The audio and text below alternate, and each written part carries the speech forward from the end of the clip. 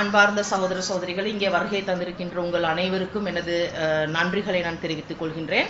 இவ்வேளையில் நான் கூற விரும்புகின்ற மிகவும் முக்கியமான காரணங்களை நான் மிகவும் சுருக்கமாக கூற விரும்புகின்றேன். ஏனென்றால் இத்தருணத்தில் நாங்கள் இங்கே கூடியிருப்பது இந்த நிகழ்ந்திருக்கின்ற பேரழிவின் காரணத்தால் பாதிக்கப்பட்டிருக்கின்ற இலங்கை வாழ் மக்களில் தற்போதைய கர்ப்பிணி தாய்மார்களாக இனம் காணப்பட்டிருக்கின்றவர்களுக்கு நாங்கள் 5000 ரூபாய் கொடுப்பனவு ஒன்று வழங்குவதற்கு சிறுவர் மற்றும் மகளிர் அமைச்சு என்ற வகையில் நாங்கள் தீர்மானித்திருக்கின்றோம்.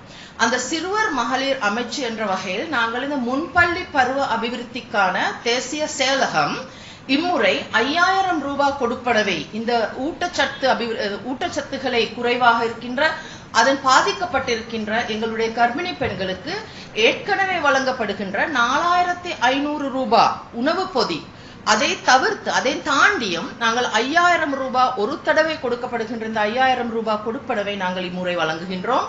அதற்காக நாங்கள் முன்வந்து செயற்படுவதற்கான முக்கிய காரணம் ஏனென்றால் இந்த வேளையில் இந்த ஏற்பட்டிருக்கின்ற பேரழிவின் காரணத்தால் நிறைய பேர் இந்த தங்களுடைய அன்றாட வாழ்வாதாரத்தை இழந்திருக்கின்றார்கள், தொழில் வாய்ப்புகளை இழக்கப்பட்டிருக்கின்றார்கள். அதே போல அன்றாட உணவுகளை தெரிவு செய்து கொள்வதற்கு, உணவுகளை பெற்றுக் கொள்வதற்கு அவர்களுக்கான சிரமங்கள் இருக்கின்றன. வீடுகளை இழந்து, உடைமைகளை இழந்து, சொத்துக்களை இழந்து, உறவினர்களை இழந்து, அதே போல தங்களுடைய தன்னுடைய குடும்பத்துக்கான பொருளாதாரத்தை பெற்றுக்கொண்ட கணவன்மார்களை இழந்து நிறைய பாதிக்கப்பட்ட பெண்கள் இருப்பதை நாங்கள் கண்டறிந்திருக்கின்றோம். அதிலும் இவ்வேளையில் எங்கள் அமைச்சு, அதாவது சிறுவர் மகளிர் விவகார அமைச்சு என்ற வகையில் எங்களுடைய முக்கிய பொறுப்பு என்னவென்றால் பெண்களுடைய சிறுவர்களுடைய பாதுகாப்பை உறுதிப்படுத்துதல், அதே போல அவர்களுடைய போஷாக்கை உறுதிப்படுத்துதல். போஷாக்கை கட்டியெழுப்ப வேண்டியது அவர்களை ஆரோக்கியமான சுகமான பிரசவத்துக்காக தயார்படுத்த வேண்டிய கட்டாயத்தில் நாங்கள் இருக்கின்றோம். எனவே தான் அந்த ஆரோக்கியமான சுகப்பிரசவத்துக்காக உங்களை தயார்படுத்த வேண்டியதன் காரணத்தால எதிர்வருகின்ற இந்த நத்தார் பண்டிகை, புத்தாண்டு பிறப்பு, இது அனைத்தையுமே நாங்கள் முன்னிட்டு தான் இந்த 5000 ரூபாய் கொடுப்பனவை வழங்குவதற்கு நாங்கள் தீர்மானித்திருக்கின்றோம். ஏற்கனவே கடந்த ஏப்ரல் மாதத்தில் எங்களுடைய சித்திரை புத்தாண்டு காலத்தில் அஸ்வசும பெறுகின்ற மக்களுக்கு 5000 ரூபாய் கொடுப்பனவுக்காக ஒதுக்கப்பட்ட பணம் எஞ்சியிருந்ததன் காரணத்தால் 1500 மில்லியன் ரூபாய் அரசாங்கம் இம்முறை உங்களுக்கு இந்த கர்ப்பிணி தாய்மார்களுடைய இந்த ஊட்டச்சத்து அபிவிருத்திக்கான கொடுப்பனவு என்ற வகையில் வழங்குவதற்கு அந்த 1500 மில்லியன் ரூபாவை ஒதுக்கீடு செய்யப்பட்டிருக்குது. அந்த வகையில் நாங்கள் பார்த்தோம் என்றால் ஏற்கனவே நாங்கள் முன்கூட்டியே வழங்கி கொண்டிருந்த அந்த 45000 ரூபாய் கொடுப்பனவு, அதாவது நாங்கள் கண்டறிந்திருக்கின்ற குறைந்த வருமானமுடைய குடும்பங்களில் பெண்களுக்கு, கர்ப்பிணி தாய்மார்களுக்கு ஒரு மாதத்துக்கு 4500 ரூபாய் மேனி 10 மாதங்கள், அதாவது கர்ப்பிணி காலத்தில் 6 மாதங்களும் பாலூட்டும் காலத்தில் 4 மாதங்களுமாக 10 மாதங்களுக்கு 45000 ரூபாய் வழங்கப்பட்டு கொண்டிருந்தது. அதை தவிர்த்து இம்முறை நாங்கள் இதை வழங்கப்படுவது இலங்கையில் இப்போது பதிவாகியுள்ள அனைத்து கர்ப்பிணி தாய்மார்களுக்குமே 5000 ரூபாய் கொடுப்பனவை நாங்கள் மேலதிகமாக ஒரு முறை வழங்குவதற்கு நாங்கள் திட்டமிட்டிருக்கின்றோம்.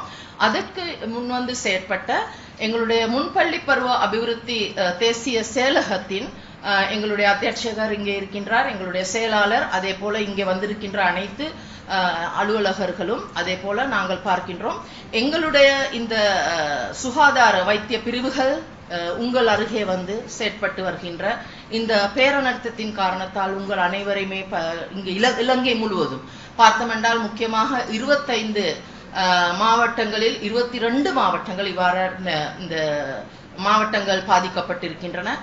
முக்கியமாக மலையகத்தில், வடக்கு கிழக்கு பிரதேசத்தில் மலையகத்தில் பாதிக்கப்பட்டிருக்கின்ற மக்களை நாங்கள் கருத்தில் கொள்வோமாக இருந்தால் இன்னும் சில இடங்களில் பாதைகள் புனரமைக்கப்படவில்லை, போக்குவரத்து சீரான தன்மைக்கு வரவில்லை.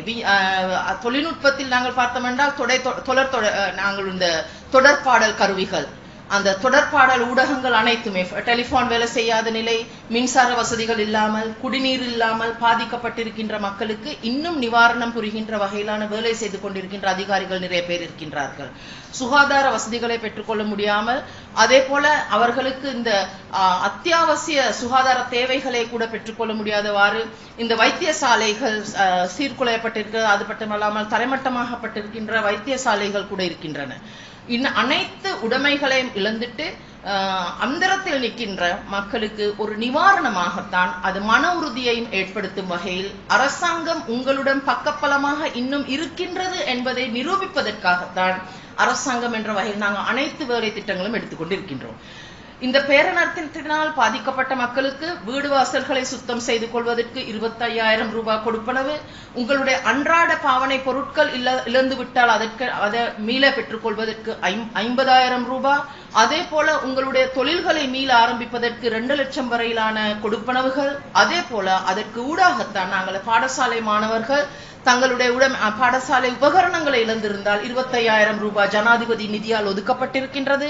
முன்பள்ளி மாணவர்களுக்கு 10,000 ரூபாய் கொடுக்கப்படுது.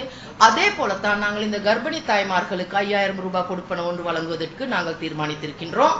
இந்த நேரத்தில் இந்த எந்த ஒரு பாரபட்சமும் இல்லாமல் இலங்கையில் உள்ள அனைத்து கர்ப்பிணி தாய்மார்களுக்கும் இந்த 5,000 ரூபாய் கொடுப்பனை வழங்குவதற்கு நாங்கள் வேலை திட்டத்தை முன்னெடுத்திருக்கின்றோம். எனவே இது எங்களுடைய முக்கிய கவனம் என்னவென்றால், எதிர்காலத்தில் உங்களுடைய ஆரோக்கியமான சுகப்பிரசவத்தின் பிறகு பிறக்கின்ற குழந்தைகள் எதிர்கால சந்ததியினர்கள் ஆரோக்கியமான புத்தி கூர்மையுடைய இலங்கை நாட்டை கட்டியெழுப்பக்கூடிய வகையிலான ஆளுமைகளாக படைக்க மாற வேண்டும் என்றதை முழு மனதோடு நாங்கள் நம்புகின்றோம். எனவே உங்கள் கையில் இருக்கின்ற குழந்தைகள், உங்கள் கருவில் இருக்கின்ற குழந்தைகள் எதிர்காலத்தை இந்த சுமக்கின்ற, இன்று நீங்கள் சுமந்திருக்கின்ற குழந்தைகள் எதிர்காலத்தில் இந்த நாட்டை சுமக்கும் என்ற முழுமையான நம்பிக்கை இருக்கின்றது. நாட்டை கட்டியெழுப்பும் என்ற முழுமையான நம்பிக்கை இருக்கின்றது. அதற்காக அரசாங்கம் என்ற வகையில் நாங்கள் இவ்வேளை உறுதுணையாக இருக்கின்றோம் என்றதை கூறி நன்றி கூறி விடைபெறுகின்றேன். வாய்ப்பு தந்தமைக்கு நன்றி. இங்கே வருகை தந்திருக்கின்ற உங்கள் அனைவருக்கும் சுகப்பிரசவமாக இருக்கட்டும் என்றும் நான் பிரார்த்திக்கின்றேன்.